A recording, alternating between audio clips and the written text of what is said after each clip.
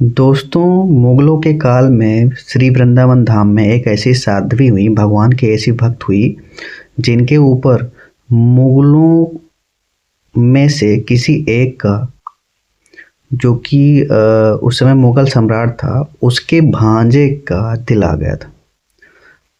तो मुगलों के काल में भक्ति कितनी ज़्यादा कठिन थी वो इस वीडियो में जानेंगे। तो होता ये है कि वृंदावन में वो जो साध्वी जी रहती हैं, साध्वी का मतलब ये हुआ जिन्होंने ऐसी स्त्री जो शादी ना करे, केवल भगवान की भक्ति में लीन रहे, मतलब ब्रह्मचर्य का पालन करते हुए। तो वो साध्वी जी भगवान श्री कृष्ण के भक्ति में हमेशा डूबी रहती थी। तो एक दिन क्या हुआ, यमुना से स्नान करके वो अपने कुटिया को जा रही थी।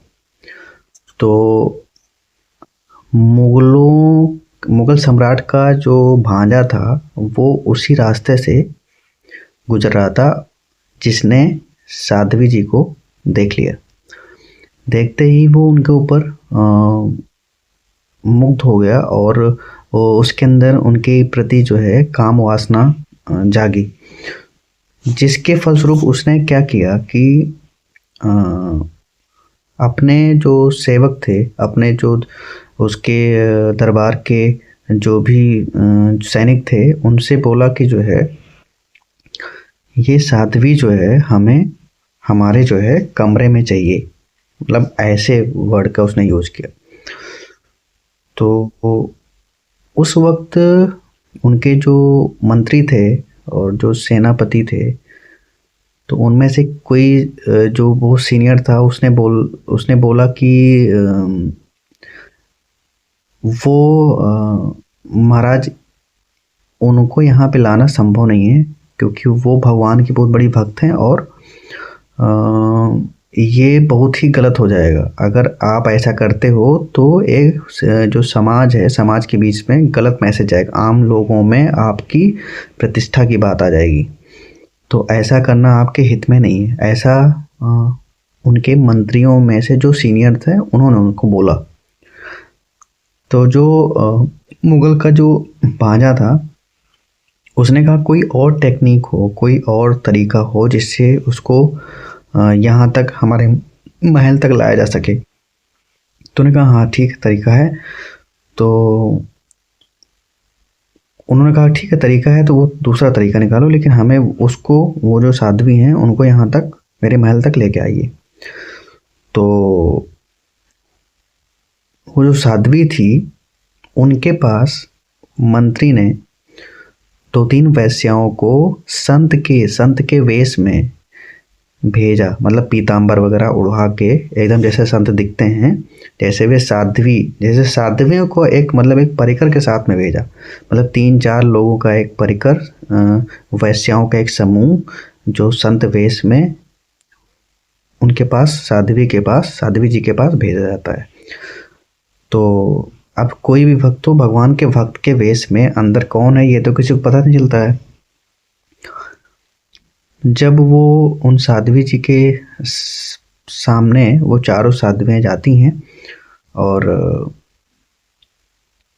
वहाँ पे यमुना जी के किनारे जब वो स्नान करने के समय, स्नान करके जब वो लौट रही थी, तो मिलती हैं। तो अब सामने अगर कोई साध्वी हो, साध्वी ने जब उनको देखा, तो जाहिर सी बात है, अगर कोई साध्वी कोई भगवान का भक्त सामने दिख रहा है तो एक लगाव उत्पन्न होता है।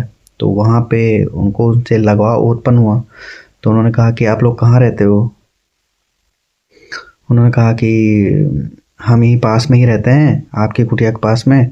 हम आपको आते जाते यहाँ पे देखते हैं, तो मन हुआ कि आपसे बात करें, आपसे मिलें, तो आपका दर्शन करें। तो उन्होंने कहा कि ठीक है, तो आप लोग कुटिया तक चलिए। कुटिया में जाती, तो वो जो साध्वियाँ थी, उन्होंने उन जो साध्वी जी थी, मतलब जो वैश्याएँ थी, उन्होंने उन साध्वी जी की बहुत सेवा करी। वहाँ पे बुआरी वगैरह लगाई, मतलब झाड़ू वगैरह लगाई उनकी कुटिया में, और सारी चीज़ें बढ़िया से, खूब अच्छे से, जो भी मतलब उनको काम मिला भगवान की सेवा से रिलेटेड, मतलब क्योंकि उनको तो दिखावा करना था, उनको इम्प्रेस करना था। तो उन्होंने वहाँ पे कुछ सेवाएं करी। उसके बाद जो है सेवा करके कुछ समय के बाद वो चली जाती हैं। दूसरे दिन फिर उसी समय पे आती हैं, तीसरे दिन फिर उसी समय पे आती हैं। ऐसा करते 2-3-4 दिन हो गया। तो अब जब सेवा भगवान का भक्त जो भी कोई भी इंसान होगा, अगर भगवान के जैसे हम लोग हैं, अगर अपने जैसे किसी जैसे हम लोग एंटरटेनमेंट चाहते हैं और सामने वाला भी अगर एंटरटेनर है या मतलब मनमौजी इंसान है तो थोड़ा सा वाइब मिलती है। तो वहाँ पे क्या हुआ, साध्वियों ने चौथे दिन चाल चली। वो सॉरी जो वैश्याएं होती हैं उन्होंने साध्वी जी के साथ में चाल चलने की कोशिश करी। उन्होंने कहा कि अगर आपको आपकी आपकी अगर इच्छा हो तो हम लोग की एक इच्छा है कि आप मेरे साथ हमारी कुटिया में भी पधारिए, आपके चरण मेरी कुटिया तक भी पहुँचे, हम लोग ये चाहते हैं। तो उन्होंने कहा कि हम एक्चुअली कहीं पे जाते नहीं हैं। उन्होंने वो साध्वी जी बोलती हैं कि हम कहीं भ्रमण करने जाते नहीं। अब हम केवल वृंदावन तक जाते, वृंदावन में यमुना जी में स्नान करना, वहाँ से वापस आना और भगवान को स्नान ध्यान कराना, उसके बाद जो है उनकी सेवा करना, इसके अलावा हम कहीं आते जाते नहीं। तो उन्होंने वैश्याओं ने बहुत बहुत बार बहुत निवेदन किया वैश्याओं ने कि नहीं आप चलिए, आप हम लोग की बहुत इच्छा है कि आप मेरे वहाँ तक मेरी कुटिया तक चलिए। बहुत ज़्यादा कहने के बाद साध्वी जी कहती हैं अच्छा चलो ठीक है, अगर आप लोग इतना कह रहे हो तो भगवान की खुशी के लिए हम आपके साथ में चलते हैं।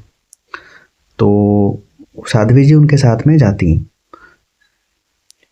चलते चलते जब साध्वी जी को लगता है कि ये तो यहाँ पे कुटिया नहीं, जब महल दिखता है वहाँ पे, अचानक से महल जब दिखा तो साध्वी जी को थोड़ा सा डाउट हुआ कि ये लोग हमको लेके कहाँ पे आ गए हैं।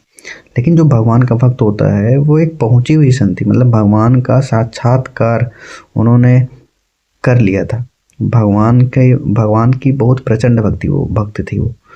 तो क्योंकि भगवान का आसरा होता है इंसान को, जब आदमी को कोई भी इंसान हो, जब भगवान का जब वो होता है, जब सहारा होता है तो उसको कहीं ना कहीं डर उसके दिल में डर नहीं आता। तो महल की चौखट लांघते ही उनको जो है लगा कि हम मतलब गलत जगह पे आ गए हैं। और जैसे ही चौखट गेट के अंदर वो होती हैं, महल के गेट के अंदर होती हैं, तो उनको समझ तो पहले ही आ गया था। मतलब वहाँ पे महल दूर से ही देखते ही समझ में आया कि ये कैसी कुटिया हो सकती है जहाँ पे संत लोग जहाँ विराजमान हो। ये कोई किसी संत की कुटिया तो हो ही नहीं सकती, और संत कभी महल में होते नहीं। लेकिन उन्होंने फिर भी इग्नोर किया, चलो ठीक है जैसी भगवान की इच्छा। चौखट लांघते ही गेट को बंद कर लिया गया, जो फाटक था उसको बंद कर लिया गया। और वो जो भांजा था मुगल सम्राट का जो भांजा था, वो वहाँ से सीढ़ियों से उतरते हुए दिखाई दिया।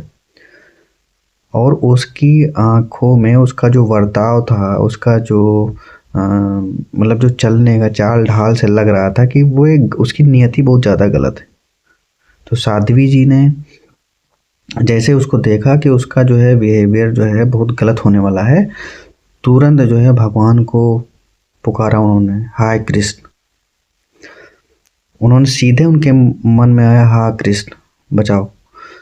तुरंत उस जगह पे जैसे वो करीब में आया साध्वी जी के, तुरंत वहाँ पे तूफान सा उठता है। एक सिंह मतलब एक शेर वहाँ पे प्रकट होता है। वहाँ पे उसी जगह पे शेर प्रकट होता है साध्वी जी के जस्ट सामने। वो केवल उनको दिखता है, वो जो मुगल सम्राट का जो भांजा होता है केवल उसको दिखता है। और वो बहुत तेज से चिघाड़ता है, मतलब वो गुर्राता है, इतना तेज उसकी जो है चिघाड़ थी उस शेर की कि वो जो है इतना भयानक भरकम वो शेर था कि उसकी चिघाड़ से उसने जब मुंह वो किया, सिंहनाद जब किया, तो वो जो मुगल सम्राट का जो भांजा था वो तुरंत उसी जगह पे बेहोश हो गया। और एक बवंडर उठा। जैसे बवंडर होता है, जैसे बवंडर होता है गाँव में, आप लोगों ने देखा होगा, ऐसे ऐसे करके वो किसी चीज़ को, अगर उसके बीच में कोई भी चीज़ अगर आ जाती है तो वो जो है उड़ा के वो उसको ले जाता है बवंडर। दोपहर में गर्मियों के समय में ऐसा बवंडर देखने बहुत सारे देखने को मिलते हैं गांव साइड में, या कहीं न कहीं मतलब शहर में भी देखने को मिल जाते हैं मैदानी क्षेत्रों में। वैसा ही बवंडर वहाँ पे ऐसे जो है वहाँ पे उत्पन्न होता है खतरनाक लेवल का। और साध्वी जी हाथ जोड़ के खड़ी रहती है, हाय कृष्ण बचाओ। और उसी बवंडर में साध्वी जी को भगवान जो है अपनी उसमें लेके और उनको उनकी कुटिया में वापस भगवान वहां से निकाल के सीधे, वो केवल आँख उनको पता नहीं चलता है, वो आँख अपना बंद किए रहती हैं और उस बवंडर के उसमें कवर में, और वो सीधे जो है वृंदावन में उसी कुटिया में पहुंच जाती हैं। जब साध्वी जी अपनी आँख जब खोलती हैं तो वो अपनी कुटिया में होती हैं। तो ये स्टोरी ये बताती है कि मुगल काल में भी भक्त थे और प्रचंड भक्त थे, उनकी सुरक्षा स्वयं भगवान करते थे। और कोई भी इंसान हो तो अगर भगवान के आश्रित है तो भगवान कभी उसका भरोसा नहीं तोड़ते हैं।